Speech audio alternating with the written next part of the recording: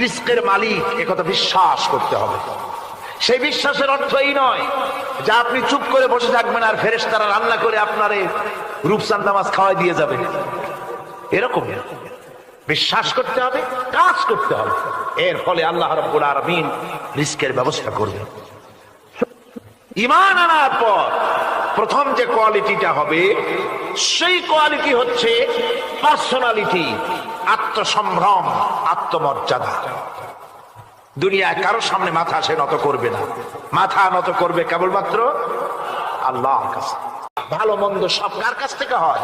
আল্লাহর কাছ থেকে হয়। সে কিছুতেই বিশ্বাস করবে না যে কোনো মাজারের কাছে গেলে, কবরের কাছে গেলে আমার তকদির পাল্টে যাবে, কোনো মোমেন তা বিশ্বাস করবে না।